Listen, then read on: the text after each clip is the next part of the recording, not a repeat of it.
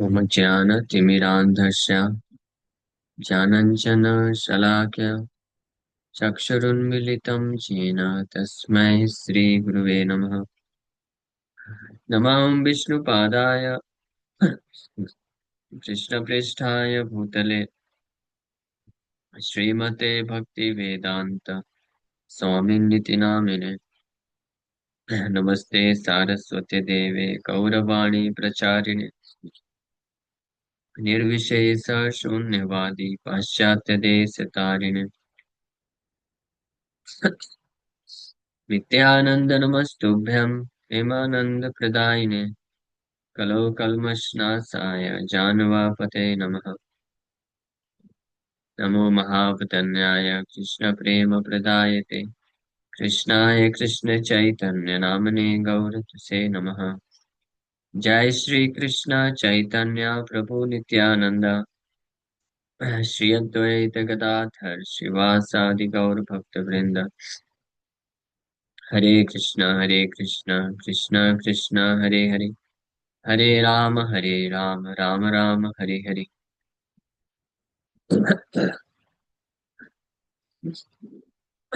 हरे कृष्णा। तो आप सभी भक्तों का हार्दिक स्वागत है। आज के गौर कथा में हम लोग चर्चा कर रहे हैं श्री चैतन्य भागवत मध्य खंड चैप्टर 5। सो श्री श्री वृंदावन दास ठाकुर वर्णन कर रहे हैं। नित्यानंद प्रभु का हमेशा ये भाव है, श्री चैतन्य महाप्रभु का मैं नित्य सनातन दास हूँ। चैतन्य संगे जे मोहारी स्तुति करे सही से मोहार भृत्या पाई बे कमोरे।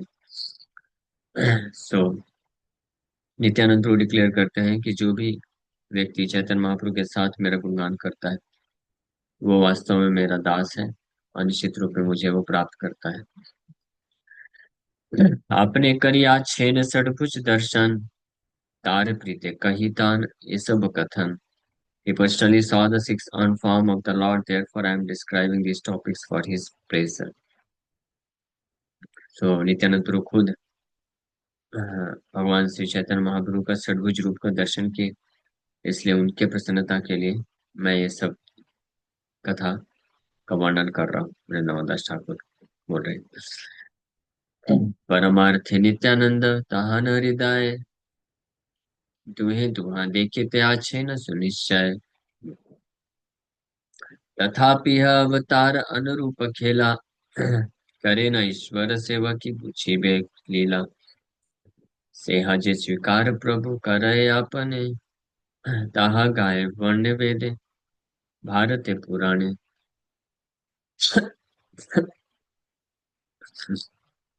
On the spiritual platform, Nityananda always sees the pastimes of Sri Gaur Sundar in his heart, and they certainly both always see each other.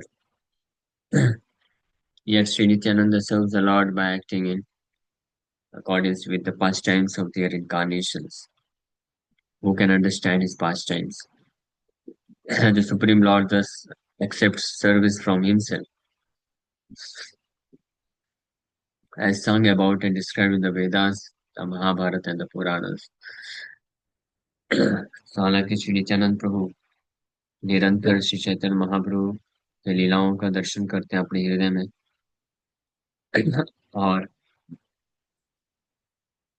और श्री गौर सुंदर अपने आप को अपने लीलाओं को नित्यानंद प्रभु को प्रकट करते हैं, लेकिन फिर भी श्री नित्यानंद प्रभु इस अवतरण के लीला में अपने आप को सेवक के रूप में, श्री चैतन्य महाप्रभु के सेवक के रूप में कार्य करते हैं। उनकी इन लीलाओं को कौन समझ सकता है? भगवान खुद अपने स्वयं से ही, क्योंकि नित्यानंद प्रभु उनके द्वितीय स्वरूप है, सेकंड एक्सपेंशन, वो is not different from himself, उनसे अभिन्न है, लेकिन फिर भी भगवान ऐसी लीलाएं करते हैं, अपने ही द्वारा अपनी सेवा को स्वीकार करते हैं। तो ऐसी लीलाओं को भला कौन समझ सकता है? The topics of Nityananda's pastimes as a servant are described in the Vedas, Mahabharata and Puranas. वैदिक लिटरेचर महाभारत और पुराणों में भी श्री नित्यानंद प्रभु के ये जो टॉपिक है श्री चैतन्य महाप्रभु के सर्वेंट के रूप में इसका वर्णन किया जाता है। ये कर्म करे प्रभु से ही है वेद, ताही का है सर्व वेद छाड़ी सर्व भेद। The activities performed by the Supreme Lord are called Veda. The four Vedas sing of those activities while avoiding all contradictions. So, भगवान के द्वारा किए गए कार्यों को ही वेद कहा जाता है और चार वेद उन्हीं कार्यों का गुणगान करते हैं बिना किसी कंट्राडिक्शंस के या विभेद के। भक्ति योग बिना यह बुझन न जाय, जाने जन कत गौर चंद्र रख पाए। बिना भक्ति योग में अपने आप को संलग्न किए कोई भी व्यक्ति भगवान की लीलाओं को नहीं समझ सकता, मतलब वेद नहीं समझ सकता है। और इसी कारण से this is known to a few people by the mercy of Gaur Chandra. लेकिन भगवान गौर चंद्र की कृपा से केवल कुछ ही लोगों को इन लीलाओं के बारे में पता चल पाता है। So those persons with prominent materialistic propensities or those who are mental speculators cannot understand the actual characteristics of devotional service. Only those who are favored by Sriman Mahaprabhu can realize the pastimes of Gauda through devotional service. So ऐसे व्यक्ति जो भौतिक चेतनाओं का prominence है जिनके हृदय में, भौतिक भोग वृत्ति ऐसे प्रभावित हैं, या जो ज्ञान मार्ग में मेंटल स्पेकुलेटर्स हैं, वो भगवान के वास्तविक स्वरूप को नहीं समझ पाते हैं। केवल वो लोग जो भक्ति भाव से जिनका हृदय प्रचुरित है, प्रेमांजन चुरित चुरित है, वही श्री चैतन्य महाप्रभु की कृपा से भगवान के पास को समझ सकते हैं। भक्त्या तु एक ग्राह्य, भक्त्या तु अनन्या शक्य। शक्य means one is able to समर्थ। भगवान गीता में बोलते हैं कि भक्त्या मीन्स जो भगवान से अटैच है, आसक्त है, या जिनके हृदय में भगवान के प्रति भाव विकसित हो चुका है, उनके द्वारा ही भगवान के कार्यकलाप समझे जा सकते हैं। Otherwise ordinary person can not understand. नित्य शुद्ध ज्ञानवंत वैष्णव सकल, तबे जे कलह देख सबे कुतूहल। The Vaishnavas are eternally pure and full of knowledge.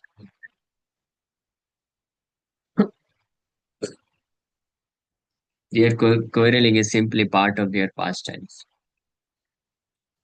So Nitya Shuddha Jnanavanta Vaishnava Sakal. It's all the pure Vaishnavas. They are eternally pure and full of knowledge.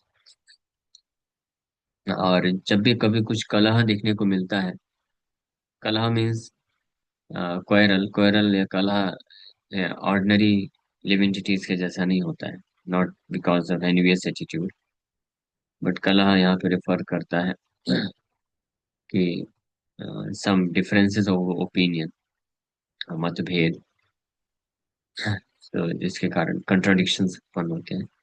ये सब उनकी लीलाएं समझना चाहिए। The pure Vaishnavas are full of eternally pure knowledge. The differences of opinion seen among such exalted Vaishnavas is simply for increasing the wonders. There are actually no differences of opinion amongst. There are actually no differences of opinion among Vaishnavas. Differences of opinion are only present among mental speculators. The differences of opinion found among Vaishnavas expands the variety of their constitutional activities. In those, there is no question of material enjoyment, renunciation, or pseudo-devotional service. सो ये अंतर है।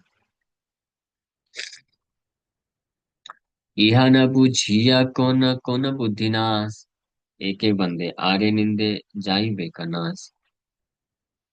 So if someone who has lost his intelligence and does not understand this worships one and criticizes the other, he will be ruined. तो ऐसा व्यक्ति जिसका बुद्धि नाश हो जाता है, तो वो इस बात को नहीं समझ पाता है और किसी एक को सपोर्ट करता है, दूसरे का निंदा करता है, तो उसका विनाश हो जाता है। जस्ट लाइक ऐसे कुछ लोग हैं जो चैतन्य महाप्रभु को तो एक्सेप्ट करते हैं, बट नित्यानंद प्रभु को एक्सेप्ट नहीं करते हैं। कुछ लोग होते हैं नित्यानंद प्रभु को एक्सेप्ट करते हैं, द्वैताचार्य को एक्सेप्ट नहीं करते हैं, या द्वैताचार्य और नित्यानंद प्रभु में मतभेद देखते हैं। So all such people, they have lost their intelligence. And because of this, they cannot understand, and they try to criticize other pure Vaishnava, and this way they are ruined. वो नष्ट हो जाते हैं अपराध के कारण। So इसलिए वैष्णव जो है को एक्सटर्नल उनके बिहेवियर के अकॉर्डिंग नहीं जज करना चाहिए। He must be judged how much strictly he is following the principles of pure devotion service. External जज करने के कारण कभी कभी कोई ऐसा हो सकता है कि वन में accept a pseudo Vaishnava to be good, a proper, a pure Vaishnava, and a pure Vaishnava to be improper, misbehaved Vaishnava। इस प्रकार के कंट्राडिक्शंस देखने को मिलते हैं, ऐसा सोच सकता है। हाँ, तो एक्सटर्नल विजन, एक्सटर्नल जो बिहेवियर और डीलिंग, उसको नेग्लेक्ट करना चाहिए, बट रादर जो principles of authorise scriptures, principles of pure devotional service, उसके अकॉर्डिंग जज करना चाहिए। लेकिन वो कब जज कर पाएगा कोई व्यक्ति जिसका बुद्धि नाश नहीं हुआ होगा। बुद्धि नाश मतलब one who has no knowledge, no intelligence to understand the principles of devotional service. भक्ति के प्रमाणिक सिद्धांतों का समझ जिसके पास नहीं होता है, जो नहीं समझ सकता है, तो उसको बोलते हैं कि उसका बुद्धि नाश हो गया। और फिर ऐसा व्यक्ति जो भक्ति के प्रमाणिक सिद्धांतों का ज्ञान नहीं होता है, तो वो फिर एक्सटर्नल विजन से जो दिखता है उसी को एक्सेप्ट करता है। हाँ, और इस प्रकार से फिर वो मिसजज करता है। Misjudge means those who are actually not following the path of real devotional service, uh, uh, they may be accepted as uh, authorized or pure Vaishnava. This is also a misjudge, and those who are actually following the path of uh, real pure devotional service, they are sometimes misjudged as uh, uh, not proper Vaishnava, or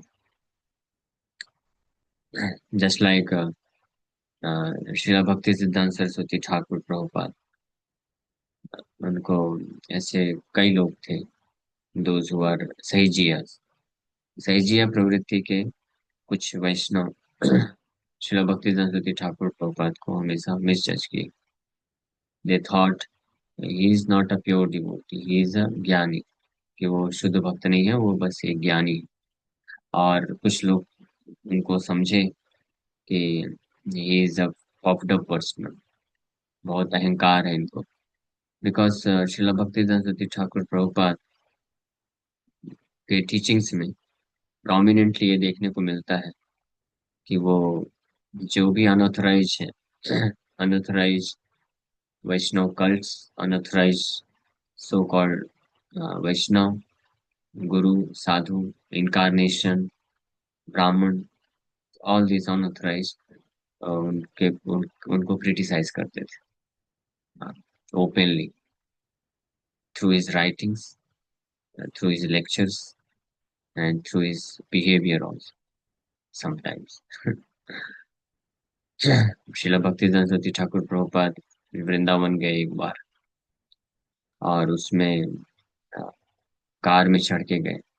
उस वक्त पूरे भारत में चार ही car थी, उसमें से एक शिला भक्ति सरस्वती ठाकुर प्रभुपाद के पास थी, and he managed to purchase it just to show others.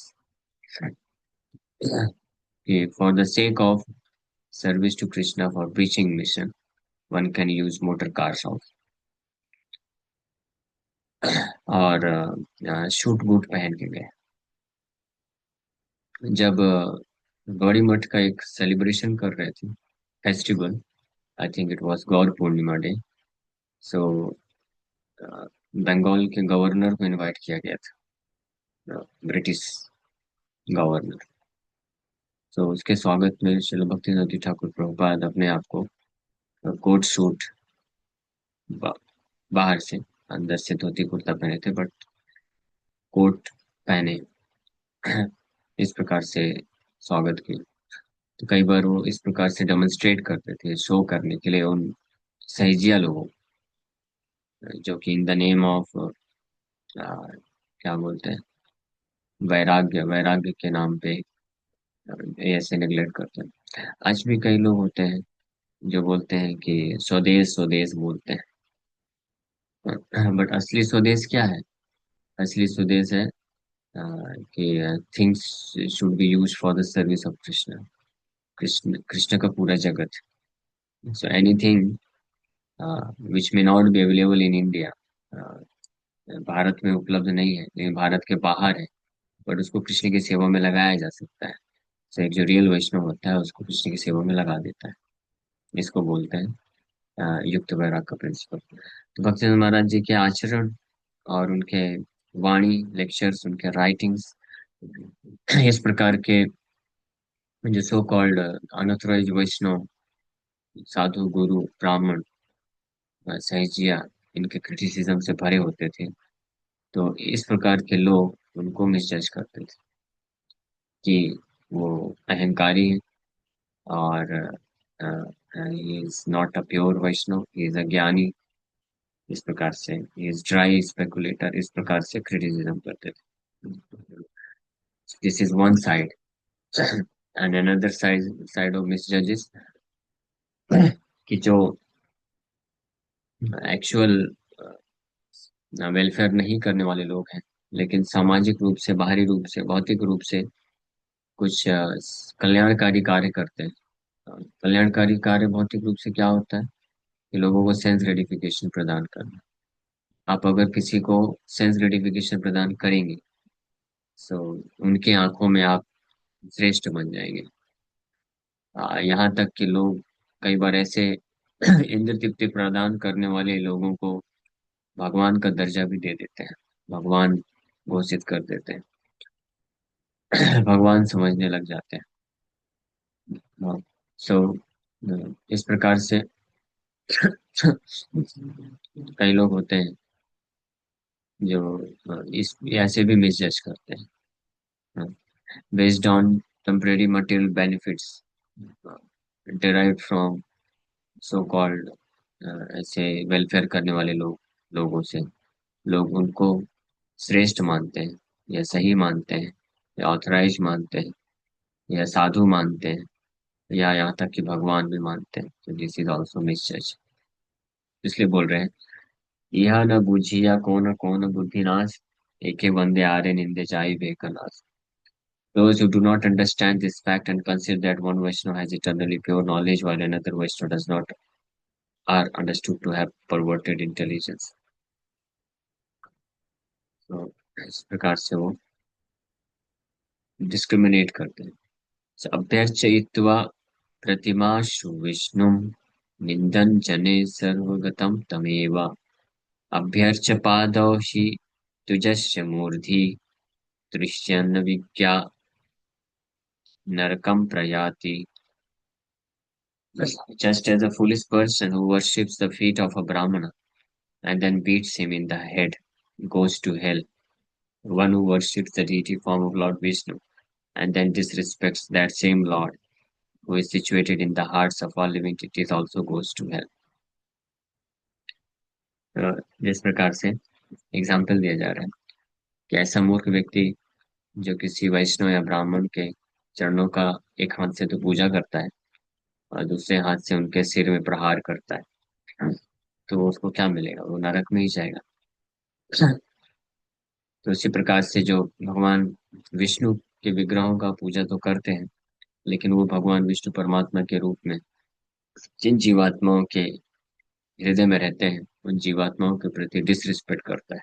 And specifically ऐसे अ, ऐसे लोग जो वैष्णव का डिसरिस्पेक्ट करता है, he goes to hell. In this regard, one should discuss the Srimad Bhagavatam 3:29, 21 to 24. इसमें कपिल देव भगवान इसके बारे में बताते हैं. वैष्णव हिंसार कथा से ठाकु कदूरे सहज जीवे रे जे अधम पीड़ा करे. विष्णु पूजिया वो जे प्रजार पीड़ा करे, पूजा वो निष्फल जाए आर दुख मरे. What to speak of being envious of Vaishnavas?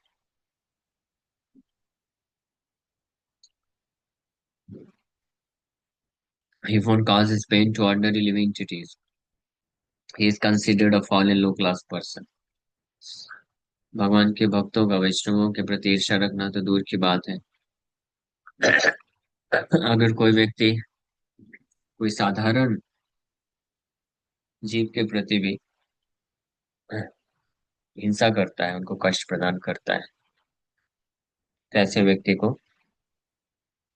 He is considered a fallen low class person. एक पतित नीच व्यक्ति है, अन्य जीवों को जो दर्द प्रदान करता है. What to speak of Vaishnava. और ऐसा व्यक्ति even after worshipping Lord Vishnu, if a person gives trouble to other living entities, his worship becomes fruitless. भले कोई विष्णु का पूजा करे, लेकिन अगर अन्य जीवात्माओं को कष्ट प्रदान करता है तो उसका जो पूजा है वो निरर्थक हो जाता है.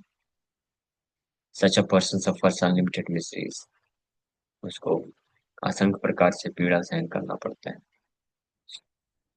इसलिए चार जो फोर रेगुलेटरी प्रिंसिपल है, उसमें एक बहुत इंपॉर्टेंट रेगुलेटरी प्रिंसिपल है नो मीट ईटिंग.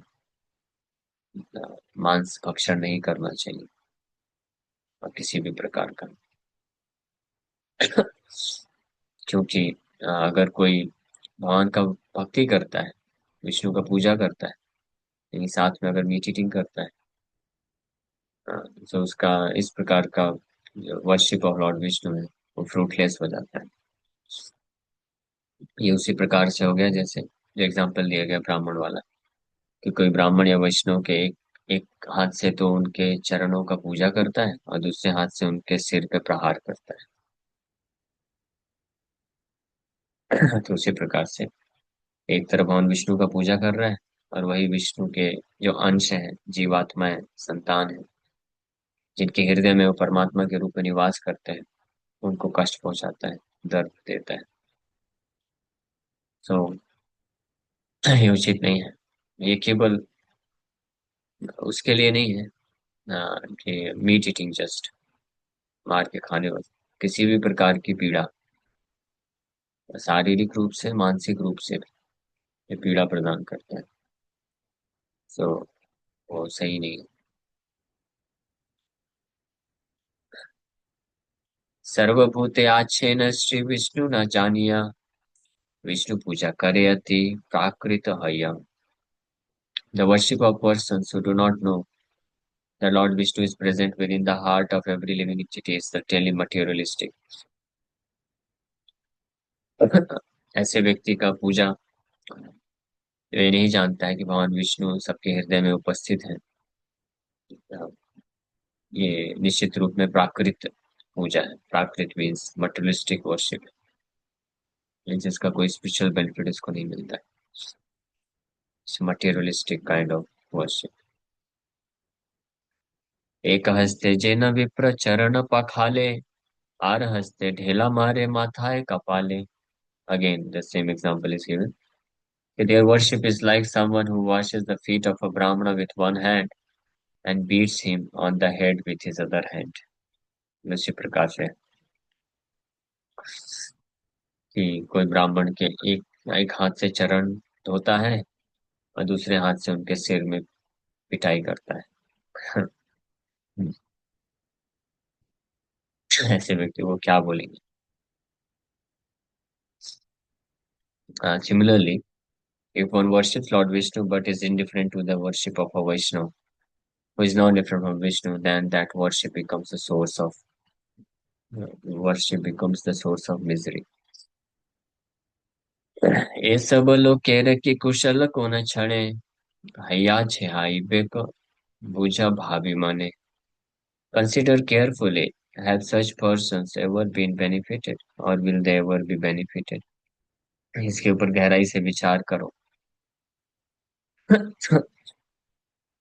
वृंदावन दास ठाकुर हम सबको इसके ऊपर गहराई से विचार करने के लिए बोल रहे हैं.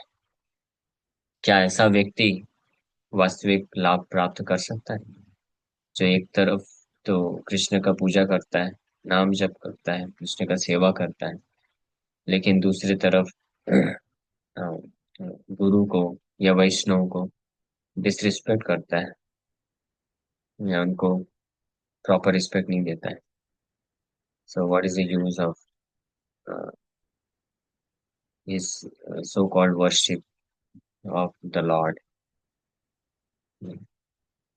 Those who discriminate between Hari, Guru, and Vaishnava and worship one while criticizing another will never attain any auspiciousness. This is simple to understand.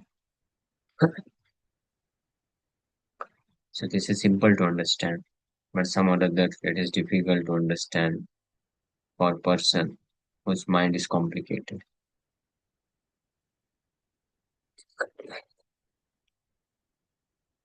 यत पाप है प्रजा जनेरे हिमशीले, तार सत गुण है वैष्णव निंदिले. It is 100 times more sinful to blaspheme a Vaishnava than to be envious of ordinary living entities. साधारण किसी व्यक्ति के प्रति ईर्ष्या रखने से 100 गुना ज्यादा अ, पाप होता है किसी वैष्णव का निंदा करना.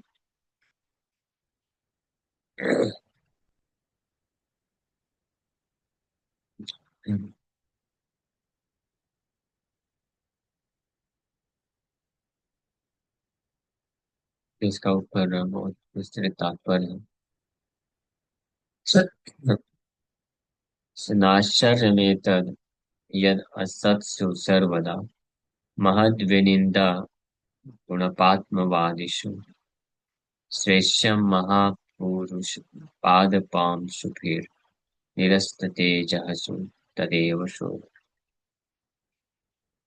It is not wonderful for persons who have accepted the transient material body as the self to engage always in deriding great souls. Bhagavat में बताया गया है. ये आई थिंक दक्ष प्रजापति वाला प्रसंग है, चौथे स्कंद का, कि इसमें कोई बहुत बड़े आश्चर्य की बात भी नहीं है कि ऐसा व्यक्ति जो अपने क्षणिक भौतिक शरीर को ही सब कुछ मान के बैठा है, आत्मा मान के बैठा है, वो वैष्णवों का निंदा करे. महद विनिंदा, महत मीन्स वैष्णव और ग्रेट सोल्स, महान आत्माओं का, वैष्णवों का को डिराइड करे या निंदा करे. Such envy on the part of materialistic persons is very good because that is the way they fall down. They are diminished by the dust of the feet of great personalities. तो बोल रहे हैं कि इस प्रकार की ईर्ष्या ऐसे भौतिकवादी व्यक्ति जो ये देहात बुद्धि के नशे में चूर रहते हैं, किसी महान आत्मा के प्रति ईर्ष्या करके उनका निंदा करना, ये उनके लिए बहुत अच्छा है. अच्छा कैसे? Because that is the way they fall down. इसी के द्वारा उनका पतन होता है. मीन्स उनको दंड मिलता है और फिर उनका बुद्धि ठिकाने में आ सकता है। They are diminished by the dust of the feet of a great personality, इसका विविड एग्जाम्पल है। वो कुबेर के दो पुत्र जो इतने ज्यादा देहात बुद्धि में उनके नशे में थे कि उनको होश ही नहीं था कि हम देवता होकर भी इस प्रकार का आचरण कर रहे हैं। ओपन गार्डन, खुला गार्डन, वहां पे सबके सामने तालाब में नग्न अवस्था में स्त्रियों के साथ क्रीड़ा कर रहे थे, जल क्रीड़ा कर रहे थे। इतना भी होश नहीं, और शराब के नशे में धुत थे पूरी तरीके से। सामने से नारद मुनि आ रहे हैं तो लज्जित होने के बजाय, शर्मिंदगा महसूस करने के बजाय, माफी मांगने के बजाय नारद मुनि को ही दोष देना चालू कर दिए कि देखो कैसा साधु है, इसको यही रास्ता मिला था आने के लिए। ऐसे करके उनको ही निंदा करना चालू कर दी। तो इस प्रकार से नारद मुनि के प्रति ईर्ष्या रखे हो और नारद मुनि का अपमान किए, तो ये उनके लिए अच्छा ही था। क्योंकि अगर इस प्रकार से नहीं करते थे तो नारद मुनि का श्राप कहाँ मिलता, और श्राप नहीं मिलता तो भगवान कृष्ण की कृपा कैसे होती है। तो इसलिए यहाँ पे आई थिंक ये सती माता बोल रही है प्रजापति दक्ष के संदर्भ में। इस प्रकार की ईर्ष्या के कारण ही ऐसे भौतिक चेतना में पूरी तरीके से मद जो व्यक्ति होते हैं, तो महत के प्रति अपराध करने से उनका जब श्राप मिलता है तो उससे उनका पतन हो जाता है, उनकी भौतिक ऐश्वर्यमय स्थिति जो होती है, और इससे फिर वो उनके ऊपर कृपा होती है, तब वो रियलाइज कर पाते हैं। Just like Daksha Prajapati also realise later on. Daksha Prajapati का जब ऐश्वर्य खत्म हो गया, उसको अपने जो है ऐश्वर्य पे बहुत गर्व था, सुंदरता पे गर्व था। उसका सिर कट गया, पकड़ेगा जब सिर लग गया, तब उसको रियलाइज हुआ अरे बाप रे क्या हो गया। और यज्ञ के कारण जो उसको इतना ऐश्वर्य मिला था, इतनी शक्ति थी, वो जब नष्ट हो गया, यज्ञ भंग हो गया, तब वो फाइनली रियलाइज किया और शिव जी के चरण कमलों में माफी मांगा, और फिर उनकी कृपा से वो इस प्रकार से श्राप के कारण उसका भला ही हुआ। तो जो लोग साधु संग, साधु के जो सद्वचन होते हैं, अ, उसको नहीं समझ पाते हैं, और अ, उसको एक्सेप्ट करने की बजाय ईर्ष्यावश उनके प्रति अपमान करते हैं अपने खुद के मिथ्या अहंकार के कारण। सो ऐसे लोगों को जब श्राप मिलता है इस प्रकार से महत भक्तों के प्रति अपराध करने के कारण, जो उनका स्थिति से पतन होता है, when they fall down from their opulent situation, and then they realize, अपने मिस्टेक को रियलाइज करते हैं, तो उनका फिर भला हो जाता है। इसलिए ये बताया गया श्लोक में, निरस्त तेज सु तदेव शोभनम, दैट इज शोभनम फॉर देम। यो हि भागवतम लोकम उपहासम नृपोत्तम, करोति तस्य नश्यन्ति अर्थ धर्म यशः सुता, निन्दां कुर्वन्ति ये मूढ़ा वैष्णवानां महात्मनां, पतन्ति पितृभिः महारौरव संहिते। स्कंद पुराण में तो और हैवी लिखा हुआ है, हन्ति निन्दति वैदुष वैष्णवान् नाभिनन्दति, क्रुध्यते जाति नो हर्षं दर्शने पतनानि सत्, पूर्वं कृत्वा तु सम्मानम् अवज्ञां कुरुते तु ये, यः वैष्णवानां महीपाल सानभ्यो याति संशयम्। My dear king, if one derides an exalted devotee, he loses the results of his pious activities. किसी महत का, महान भक्त का जब कोई निंदा करता है तो उस निंदा के प्रभाव से अपने सारे पुण्य खो बैठता है व्यक्ति, न केवल इस जन्म के बल्कि पूर्व जन्मों के। कई कई लाखों वर्षों तक मेहनत करके जो पुण्य अर्जन करता है व्यक्ति, जस्ट एक किसी एग्जॉल्टेड डिवोटी, शुद्ध वैष्णव का स्पेशली अगर कोई निंदा कर देता है, तो इतने छोटे से कार्य करने से उसका सब पुण्य खत्म हो जाता है। And his opulence, his reputation and his sons, न केवल पुण्य खत्म होता है, उसका ऐश्वर्य, उसका ख्याति और उसके पुत्र वगैरह भी सब विनाश की ओर चले जाते हैं। Vaishnavas are all great souls, whoever blasphemes them falls down to falls down to the hell known as Maharauravs। न केवल इतना, जो उनका निंदा करता है तो महारौरव नरक नामक नरक में चला जाता है। ये रौरव नरक बहुत भयानक होता है। रौरव इसका नाम पड़ा है, उसमें रुरु नाम के बहुत भयानक पशु होते हैं, जो उस व्यक्ति के तरफ दौड़ते हैं और उसको उसके पूरे शरीर को नोच नोच के खाते हैं। और वो देखता है, तड़पता है, लेकिन मरता नहीं। कोई एक पशु आएगा, उसका आंख निकाल के खा जाएगा, कोई उसका नाक खाएगा, वो हाथ खाएगा, पैर खाएगा। इस प्रकार से पूरा शरीर खाने के बाद वापस से उसका शरीर फिर से जुड़ जाता है और फिर से उसको खाया जाता है। और ये सब देखता है और उसको बहुत कष्ट होता है, लेकिन मरता नहीं। ये रौरव नरक है। और महारौरव नरक मतलब, जो रौरव नरक में जो पीड़ा है, उसका कई गुना बढ़ के जब मिलता है, may be hundreds and thousands of times for hundreds and thousands of years more, तो उसको महारौरव नरक बोला जाता है। सो अगर ऐसा महारौरव नरक किसी को आसानी से टिकट चाहिए, तो इसके लिए तो बहुत बड़े बड़े पाप वैसे बताए जाते हैं, लेकिन एक बहुत सरल उपाय है। हाँ, किसी को अगर जानना इंटरेस्ट हो तो आप उनको बता सकते हैं कि बस किसी शुद्ध वैष्णव का निंदा कर दे, हो जाएगा काम।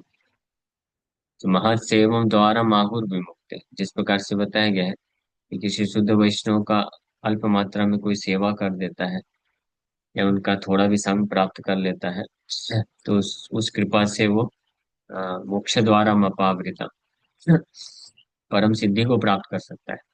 उसी प्रकार से ऐसे महत का कोई निंदा करता है तो जो है परम नरक को भी प्राप्त कर सकता है, जैसे महारौरव हो गया। So he is also accompanied by his forefathers, and not only that, वो अकेला नहीं जाता है, अपने पितरों को साथ में लेकर जाता है। जस्ट इमेजिन, बेचारे पितृगण पितृलोक में इंतजार करते हैं कि हमारा जो है वंशज हमको अर्पण करेगा, श्राद्ध पिंडदान ये सब करके हमको वाप जो है खिलाएगा पिलाएगा, और फिर हमको वापस से पृथ्वी लोक में शरीर मिलेगा। बेचारे इतनी आश लगा के बैठते हैं, और अगर कोई महान वैष्णव का जस्ट निंदा कर देता है, तो बेचारे पितृलोक से डायरेक्ट नरक लोक में उनका भी टिकट हो जाता है। कितना भयानक है।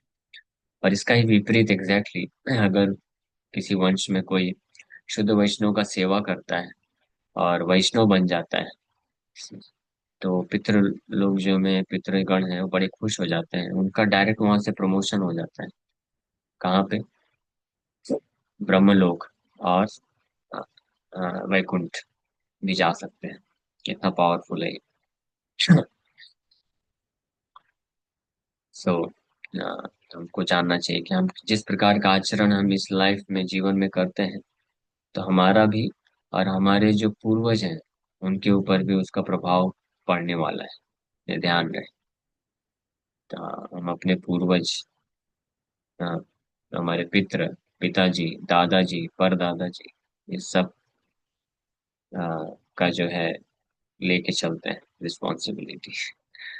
अपने दुष्कर्मों से हम अपने आप को उनके सहित नरक में भी ढकेल सकते हैं, या अपने भक्ति वैष्णव सेवा से हम इनको अपने साथ जो है परलोक, परम धाम वैकुंठ भी लेके जा सकते हैं। So it's up to us. So whoever kills or blasphemes a Vaishnava, whoever is envious of or angry with a Vaishnava, and whoever does not offer obeisances or feel joy upon seeing a Vaishnava, certainly falls into a hellish condition. O ruler of the world, one who first respects a Vaishnava and then later insults him is vanquished along with his family. In the Amrit Saroddhar it is stated. आगे पढ़ो क्या इसको? आप लोग डर तो नहीं रहे ना ये सब सुन के? ये डराने के लिए नहीं है, सावधान करने के लिए। while dealing with devotees. कौन कौन डर रहा है ये सब सुन करके? हाथ ऊपर करिए। डर रहे हैं? बाकी लोग नहीं डर रहे हैं? बाकी लोग कोई फर्क ही नहीं पड़ता? या तो सुन ही नहीं रहे, ज्यादातर लोग तो सुने भी नहीं होंगे। कौन कौन सुना है अभी तक का जो डिस्कशन हम लोग किए?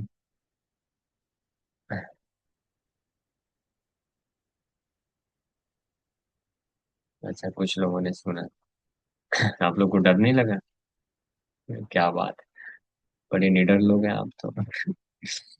ये सब मैं जब पढ़ता हूँ मैं तो बहुत डर जाता हूँ। आप लोग महान। सैल्यूट। ये डरना चाहिए, डर लगना चाहिए। माया से डर लगना चाहिए। लोग डरते नहीं सफिशिएंटली, एक कारण हम भक्ति में अच्छे से एडवांसमेंट नहीं कर पाते, उतने सीरियस जितना होना चाहिए उतने सीरियस नहीं बन पाते हैं। क्या कारण है? One of the reason is we are not sufficiently fearful of maya. ये प्रभुपाद जी बोलते हैं अपने वेस्टर्न डिसाइपल से, स्पेशली प्रभुपाद जी बोले कि आप सब बहुत अच्छा सेवा कर रहे हैं, सब कुछ अच्छा है, बस मेरा एक ही कंप्लेन है, that you are not sufficiently fearful of maya. और इसी कारण जैसा देखा गया है, जो पर्याप्त रूप में माया से डरते नहीं है, वो कालांतर में माया की चपेट में आ जाते हैं, वो फंस जाते हैं। जो पर्याप्त मात्रा में माया से डर के रहते हैं तो वो बचे रहते हैं। अ, उसी प्रकार से हमारे गुरु महाराज श्रीला गोपाल कृष्ण स्वामी महाराज को रूपा जी एक लेटर लिखते हैं। वो लेटर मैं कभी निकाल के दिखाऊंगा, लेकिन उसमें बहुत इंपॉर्टेंट चीजें लिखते हैं। रूपा जी बोलते हैं, because you are always fearful of offending any devotee, therefore you will make tremendous spiritual advancement in your spiritual life। ये प्रभुपाद जी लिखते हैं। बोलते हैं कि क्योंकि आप हमेशा वैष्णव के प्रति अपराध ना हो जाए ऐसा हमेशा डर के रहते हैं, इसलिए आप बड़ा उन्नति करेंगे, आध्यात्मिक जीवन में बहुत तीव्रता से उन्नति करेंगे। ये कब लिखे थे प्रभुपाद जी? एक बार गुरु महाराज जो है आए थे प्रभुपाद जी से मिलने के लिए, अर्ली डेज की बात है। उस वक्त वो जॉब करते थे और यूजुअली पैंट शर्ट में ही आते थे प्रभुपाद जी, ऑफिस के बाद आते थे। अर्ली डेज की बात है, तब दीक्षा भी नहीं हुआ था। तो एक दिन आए महाराज मिलने के लिए, प्रभुपाद जी से मिलना चाहता हूँ मैं। तो जो गेट पे खड़े थे एक डिवोटी, नाम नहीं लूंगा, सो उन्होंने मना कर दिया, और बहुत ही रूड रूड तरीके से मना किया। तो महाराज फिर से प्रेम से रिक्वेस्ट की कि मैं इतनी दूर से आया हूँ, मैं जैसे एक दर्शन लेना चाहता हूँ। तो वो उनको गुस्सा करके और सीधा एक पंच कर दिया नाक पे। तो खून निकलने लग गया। अच्छा, महाराज भी कैपेबल थे। हाँ, वो चाहते तो रिटेलिएट कर सकते, लेकिन महाराज चुपचाप उधर से यू टर्न लिए, बिना कुछ बोले, और चले गए वापस घर। बाद में फिर एक दूसरे शिष्य ने बताया कि प्रभुपाद जी ऐसे ऐसे हुआ है, वो जो एक यंग इंडियन बॉय है जो आपसे मिलने आया था लास्ट टाइम, गोपाल कृष्ण, गोपाल कृष्ण खन्ना नाम, तो उसको जो है फलाना फलाना प्रभु जी ने पंच करके मार दिया, वो आपसे मिलने आए थे। प्रभुपाद जी को बहुत गुस्सा आया, ऐसा क्यों किया? और फिर प्रभुपाद जी पूछे, फिर क्या किया उसने? तो शिष्य बताए कि उन्होंने कुछ नहीं किया, वो बस चुपचाप चले गए। तो प्रभुपाद जी फिर खुद सॉरी फील करते हुए लेटर लिखते हैं महाराज को, और उस लेटर में फिर ये लिखते हैं, इस बात का गुणगान करते हैं Prabhupad ji, because you are always very humble and you do not retaliate and you are always fearful of not offending any devotee. So you will make a tremendous spiritual advancement. आप बहुत आध्यात्मिक प्रगति करेंगे। और इस प्रकार का भाव महाराज का पूरा लाइफ टाइम था। बाद में जब संन्यास ले लिए, दीक्षा गुरु बन गए, उसके बाद भी एक ऐसे कई घटनाएं हुई महाराज के जीवन में। उनको एक बार और एक अन्य जो है डिसाइपल हुए प्रभुपाद जी के, तो कुछ बात पे क्रोधित होकर के उनको जो है एक थप्पड़ लगा दिए। और महाराज एक बात एक एक भी रिटेलिएट नहीं किए।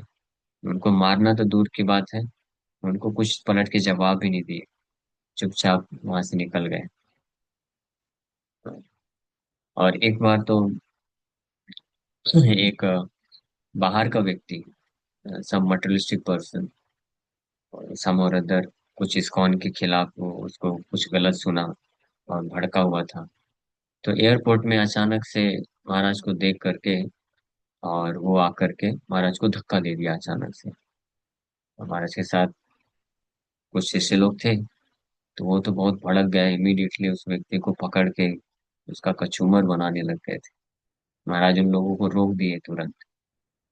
और फिर अपने उन शिष्यों को रोक करके किसी तरीके से महाराज रशिया जा रहे थे, तो उनको शांत कराए और रशिया चले गए। और फिर दिल्ली का ये बात है, तो दिल्ली टेम्पल प्रेसिडेंट को बोले कि वो जो व्यक्ति है जिसने मुझे धक्का दिया था, मुझे उसकी चिंता हो रही है, क्योंकि उसको शिष्य लेकर पुलिस वाले के हवाले कर दिए थे। और पुलिस वाले उसका क्या कसूमर बनाते पता नहीं, बहुत पिटाई करने वाले थे उसका। तो महाराज वहां से फोन करते हैं और टेम्पल प्रेसिडेंट ऑफ दिल्ली को बोलते हैं कि आप जाओ, मुझे उसकी चिंता हो रही है, उसको कहीं पुलिस वाले बहुत मारे ना, तो आप उसको छुड़ा दो, उसका बेल करा दो। और उसको बोलो कि वो दिल्ली छोड़ के चला जाए, किसी और शहर में चला जाए, नहीं तो और भक्तों को अगर पता चलेगा तो उसको कहीं वो लोग मारने न लग जाए। तो इतना चिंता करके उसको फिर गए महानुभाव पुलिस वाले से बेल कराए और उसको आजाद किए और फिर दूसरे शहर भेज दिए। और उसके बाद जब रिटर्न आए महाराज, फिर पूछे कि वो यहाँ कहीं दिखा तो नहीं ना, उसको कुछ दिक्कत तो नहीं हुआ ना। तो इसको बोलते हैं ह्यूमिलिटी। इसके कारण ही अ, जो है अ, वो चीज, वो डेस्टिनेशन प्राप्त किए महाराज, which is very rare to achieve in this human birth. ऐसे अनेकों इंसिडेंट है, मैं बहुत डिटेल में नहीं जाऊंगा। बट जहाँ पे ऐसा देखा, just to save himself from any kind of offences, जहाँ पे उनका कोई ऑफेंस होने का चांस भी नहीं, लेकिन अगर उनको लगता था कि कोई व्यक्ति बिना अपराध किए भी अगर अपराध ले सकता है, तो उसको खुद ही जा करके दंडवत प्रणाम कर देते थे। एक बार एक ऐसे ही थे, एक अन्य डिवोटी वैष्णव हुए, जो महाराज के शिष्य जैसे हैं, मतलब किसी और प्रोपर डिसाइपल के शिष्य हुए। लेकिन कुछ मैनेजरियल मीटिंग में उनको कुछ हर्ट हुआ, महाराज ने कुछ अ, बोला होगा, अभी डिसाइपल जैसे हैं, कुछ तो वार्तालाप हुआ, तो लेकिन उन्होंने शेयर नहीं किया। बट बाद में किसी और भक्त के माध्यम से पता चला महाराज को कि ऐसा ऐसा है। तो महाराज खुद पर्सनली उनके पास गए और उनको पूरा फुल दंडवत प्रणाम करके सॉरी बोलते। और उनके गॉड ब्रदर भी नहीं, उनके डिसाइपल के जैसे, बस ये हृदय में भाव रखते हुए कि वो वैष्णव हैं और मेरे कुछ आचरण से उनको दुख नहीं होना चाहिए। सो ये फियरफुलनेस के ऊपर मैं खैर बता रहा था। बट हम लोग देखते हैं कि हम में से किसी को इतना फियरफुलनेस नहीं होता है, तो अपने आप को बहुत महान समझते हैं। मुझे क्यों डरना, किसी को बुरा लगता है तो लगने दो। So but this is not a good attitude. So आगे बताया गया है अमृत सारोद्धार में, जन्म प्रवृत्ति यत् किंचित सुकृतम समुपार्जितम नासम आयाति तत्सर्वं पीडयेद यदि वैष्णवान्. If one gives pain to Vaishnavas, then the results of his past activities like high birth and high caste are all destroyed. ये सब नष्ट हो जाता है अगर कोई व्यक्ति किसी वैष्णव को दुख प्रदान करता है. तो उसके पुण्य कर्मों का जो फल है वो पूरा नष्ट हो जाता है. द्वारका महात्म्य में इस प्रकार से बताया गया है. गरपत्रश्च फालयन्ते सुतीव्रैर्यमशासन निन्दां कुर्वन्ति ये पापा वैष्णवानां महात्मनाम्. पूजितो भगवान् विष्णुर्जन्मान्तरशतैरपि प्रसीदति न विश्वात्मा वैष्णवे चापमानिते. द्वारका महात्म्य में स्पष्ट बताया गया है.